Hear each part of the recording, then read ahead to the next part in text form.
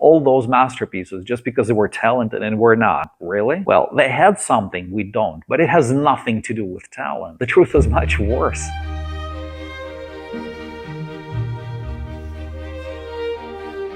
I will completely repaint this one. I don't like it anymore. It started out with a Titian technique, and now I'm gonna pivot to the Caravaggio style instead. Now I will cover the whole thing with brownish, reddish layer of paint, and then I will paint something over it. And I will put this little beauty over here. The funny thing about this painting, though, is that when I was working at it, I was thinking, oh, I'm a genius. I'm using the technique of Titian, but turns out I was too optimistic, and both are great masters. I love them very much. One of them is a great master, actually.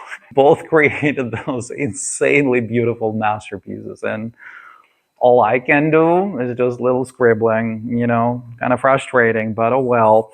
And I was going to tell you about something I overheard recently. I was on a spot, and those two artists, were talking shop, and one of them was literally saying they were great masters, we're talented, and we're not. We are a lost generation. And then they went on about how we use it was about reference photos, how we use reference photos too much, and that we cannot draw or paint from our imagination. I didn't say anything because, you know what, it's kind of strange to jump into a conversation between two strange people and the artistic community.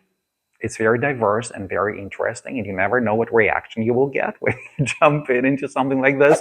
And the other thing is that I'm too blunt and too honest, and not many people appreciate it. But in my head, I was kind of going, well, first of all, speak for yourself. We're not the lost generation. We're not lost anything. There are modern masterpieces. And yes, we are making amazing stuff. You just don't see it. And it's actually the question for them. Why don't you open your eyes? Why don't you see these masterpieces that are being created and exhibited today? They do exist. Seriously, this conversation kind of got me thinking about why do we compare ourselves to them? And this comparison, when we compare them to us, we kind of tend to ignore one tiny little thing, and this tiny little thing is kind of crucial, and this tiny little thing is kind of like the foundation of all painting. Well, not just painting, the whole visual arts world. And no, it's not talent, it's not the technique, it's the skill of attention, it's the ability to look, see, and notice. Yeah, I know it sounds like a 3-step art program. Well, it should be. I should invent it, right? Let me tell you, let me show you something. What is it? You see, not even half a second and you're already, yep, it's a lemon. Of course it's a lemon. But what can you tell me about this lemon? Yellow, oval, and that's it, right? Now let's look at it again. And we'll look at it for a bit longer. We will look at it a little closer. We will notice that the color is actually not just yellow. There is some blue and green and brown and red and orange, everything. And we will notice that the oval form is actually not perfect. And you will see that there is something green. Or maybe it's a stem. You see, the first step is just looking a very quick glance. You registered, you labeled, and you move away. But the second step is you start seeing things like smaller details. This is where the recognition comes, because the second step is about the recognition. Now it's not just a lemon for you or a tree. It's a tree or a lemon that you know. You recognize that tree. The exact same object, exact same eyes. But the first time we just looked at it very quickly, we registered what it is. And the second time we looked at it, we actually saw it. And you know why we're doing this? Because the speed of life is so fast. And our brain needs to, just look at it, register, and move on. And this is what's happening on Instagram and Pinterest and everywhere. We're just scrolling. Okay, this is landscape, portrait. Okay, Caravaggio light. Next.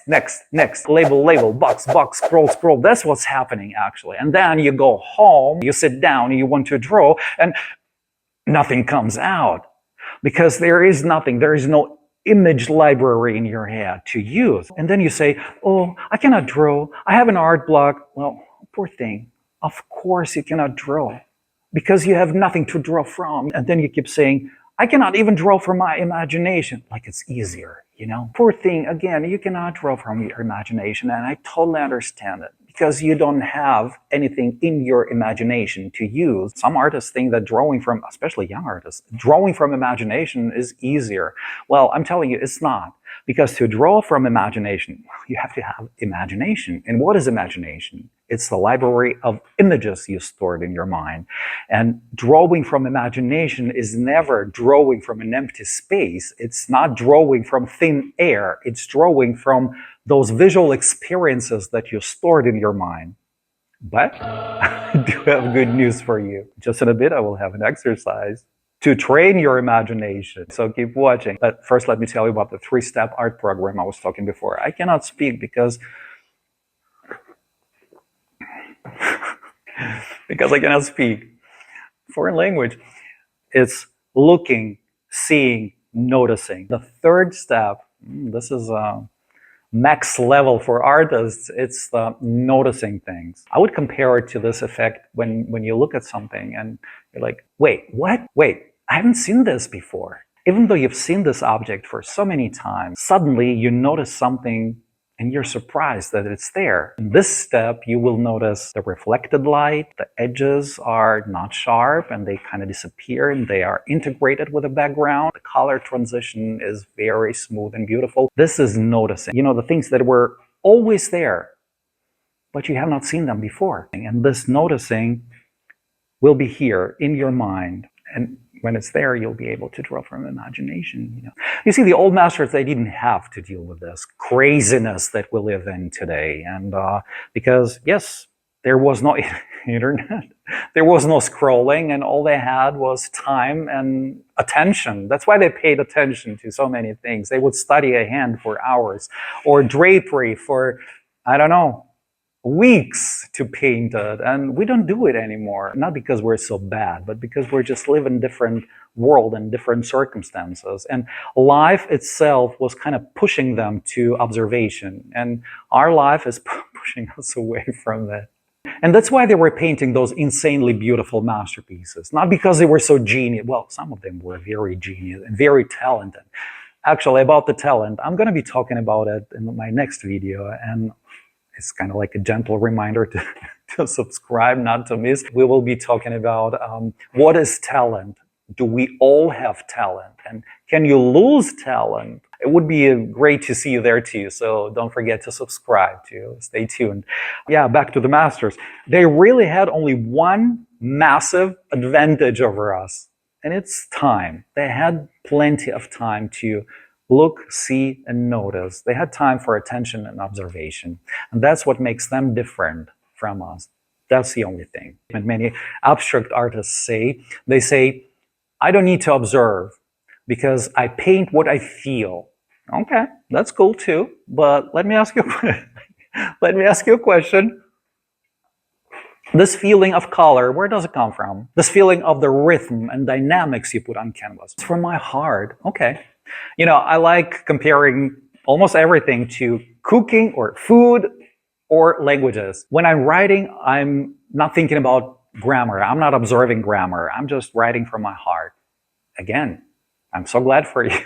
Let me ask you a question. This heart and this language in your heart, how did it get there? Of course, it got there from studying or absorbing. Think about the greatest abstract painters in history. They were the best observers ever. I'll give you Vasily Kandinsky. You think he was just throwing random colors and shapes onto canvas? No.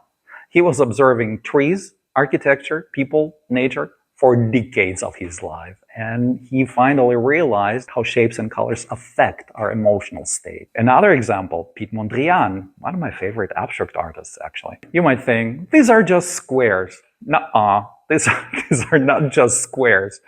These squares come from decades of observation. He watched trees for many, many years, and then he finally realized that behind each tree there is this power, this energy, this rhythm of lines, horizontal and vertical.